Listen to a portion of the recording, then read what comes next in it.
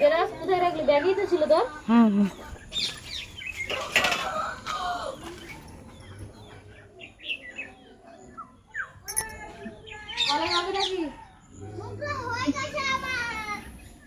না আর অনেক দেরি হচ্ছিল কি নির্বিড় নির্বিড় করছে, বেলা হয়ে যাচ্ছে তো। তুই তোর কি করবি কর, 8টা 9টা বেজেই গেল মনে হয়। 9টা বাজবে না, 8টা।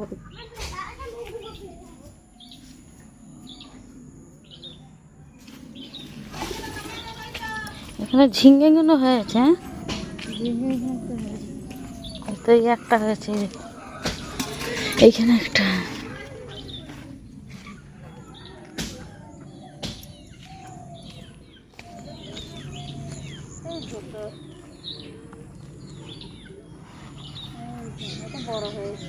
হুম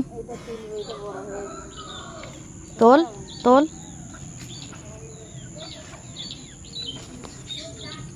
দুটো গাছ বসছে, দুটো গাছ?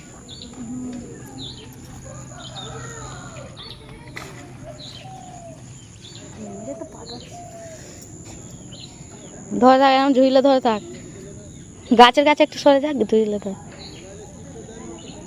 ওরম ভাবে। আরে এরম ভাবে দেখা,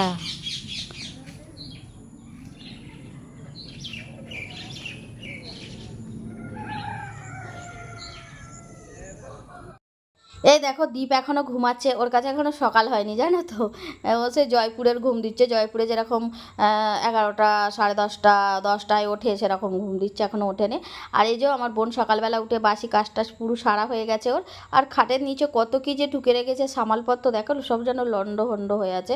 তো এইসবগুলো আমার একদম পছন্দ লাগে না। আমার বোনকে কালকে বলেছি এসব ভালো করে পরিষ্কার করে গুছিয়ে রাখবি, বলে দিদি গুছাই, ছেলে মেয়েগুলো গুছানো রাখতে দেয় না, মানে কাজে যায় তো আমার বোন মাঠে ঘাটে, তো ওই মেয়ে আর ছেলে থাকে ঘরে, ওই লন্ডভন্ড করে। আর এই ঘর মোটামুটি ওদের অনেক দিন আগে, মানে দাদা শ্বশুরদের আমলের এই মাটির ঘর একটাই, তো এতে ওর শ্বশুর বাস করেছে, ফের তার ছেলে বাস করছে, আবার আমার বোন পোড়া হয়ে গেছে ধরো। তো সরকার থেকে দিলে একটা বানাবে, কিন্তু দিচ্ছে না। আর কি বলবো, সরকার এখন দেখতে পায় না এরকম মাটির ঘরগুলো। যাক আমার ভিডিওতে যদি দেখতে পেয়ে যদি দেয় একটা আমার বোনকে। আর এই যে গুড মর্নিং সবাইকে, সবাই কেমন আছো কমেন্ট করে জানিও। প্রথম থেকে বকর বকর করে আসলাম আর গুড মর্নিং বলতেই ভুলে গেছি। শ্রাবন্তী ফ্যামিলি ব্লগ চ্যানেল থেকে তোমাদের সবাইকে স্বাগত জানিয়ে নতুন একটা ভিডিও নিয়ে এসেছি। আশা করছি তোমাদের ভিডিওটা ভালো লাগবে, প্রথম থেকে শেষ পর্যন্ত দেখবে। তো যাই হোক বন্ধুরা, আমি এখন বেরাস করে নিচ্ছি। বোন গেছে ঘাটে, ঘাটে না কলে সেই বাসনগুলো নিয়ে, তো এখনও আসেনি, জল নিয়ে আসলে আমি মুখটা ধুয়ে নেব। আর এই যে গাম বুঝতেই পারছো, হাঁস মুরগি গরু ছাগল, আর এই যে কালকে জল হয়েছে কাদা প্যাচপাচানি, আমার আর ভালো লাগছে না প্যাচপাচানি। আর এইদিকে মাটির মানে সেই বালি বালি রাস্তা বলে না, তবু শুকিয়ে শুকিয়ে গেছে দেখো একটু। আর এই যে গরু ছাগল। আর জানো তো বন্ধুরা, তোমাদেরকে একটা কথা বলতে ভুলে গেছি, মানে টিকিটওয়ালাকে আধার কার্ড পাঠানো হয়েছিল, মানে বলেছিল যে 2-4 দিন আগে পাঠাবে। তো পাঠাতেই না আমাদের টিকিটটা হঠাৎ করে হয়ে গেছে। কালকে বোনের বাড়ি এসেছে, আজকেই আবার আমাদের টিকিট। খুব রাগ হচ্ছিল, তোমাদের দাদাভাইয়ের উপরে ভীষণ রেগে গেছিলাম। তো বললো আমি কি করবো, আমি টিকিটওয়ালাকে বলেছি কিন্তু টিকিটওয়ালা এরকম করবে আমি বুঝতে পারিনি। এই যে কালকের ভিডিওটা তোমরা পেয়েছো, এতে সেই তালের ফুরুলি রাত্রিরে বানিয়েছিল, সেই ফুরুলি এখন বাসি খাচ্ছি। আর এই যে বোন রান্না বসিয়ে দিয়েছে, যেহেতু টিকিট হয়ে গেছে আজকে যেতে হবে, সেই জন্য সকাল করে বোন বললো দুটো ভাত করে খেয়ে দিয়ে যাবি। তো এই যে ভাত বসিয়ে দিয়েছে, আর ঝিঙে টিঙে এনেছিল কালকে, সেগুলো কাটছে।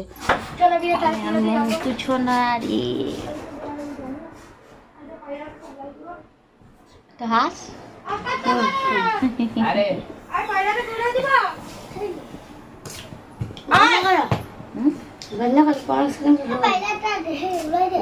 কথা হয়েছে 18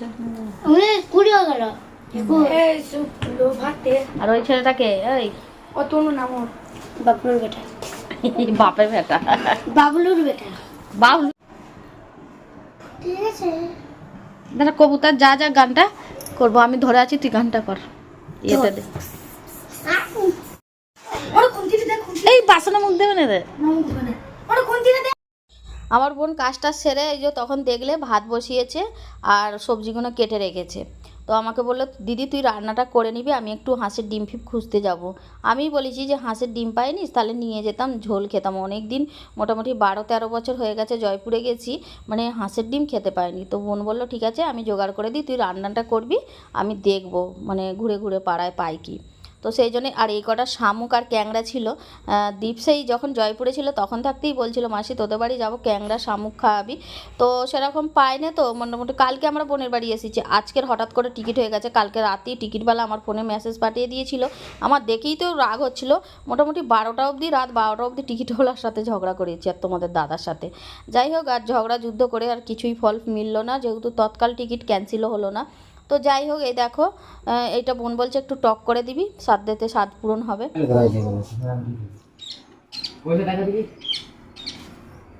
হাঁড়ি গাছের তালা শক্ত আছে তালটা, দেখে দিকা। হ্যাঁ এখন থাকবে তালটা। ভিডিও করবে আর করবে না তো ভিডিও কিছু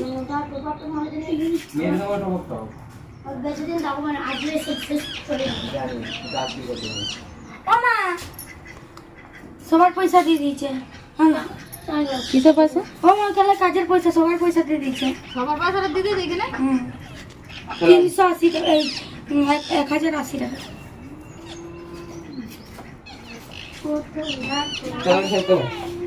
কাদের কাছে চাইতে গেল না।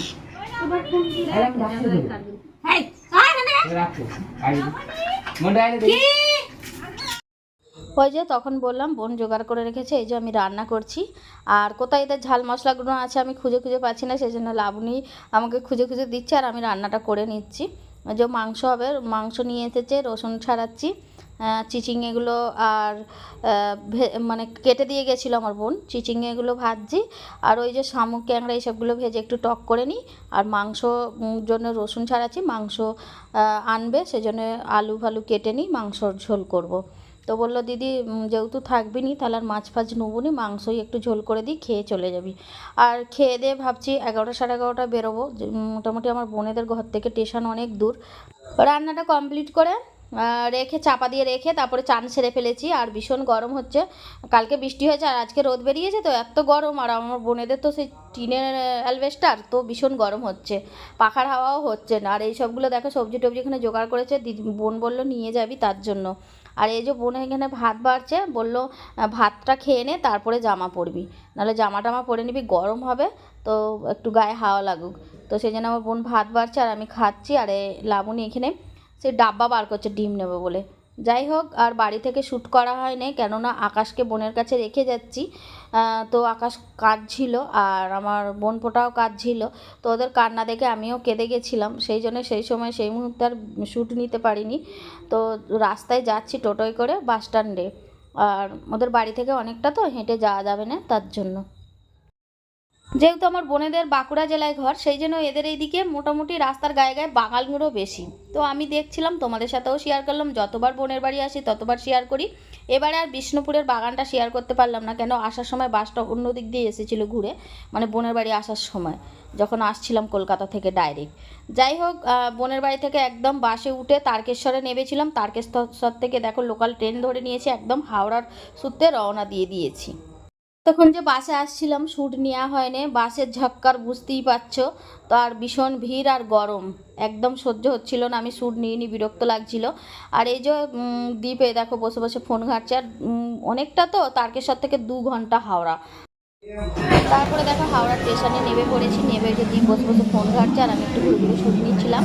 আর হাওড়ার স্টেশনের ভেতরে যে মানে আন্ডারগ্রাউন্ডের ভেতরে ঢুকেছিলাম কিছু সবজি কিনতে, সবজি টবজি কিনেছি, দেশের সবজি, ভাবলাম একটু নিয়ে যাব, খেতে ভালো লাগবে।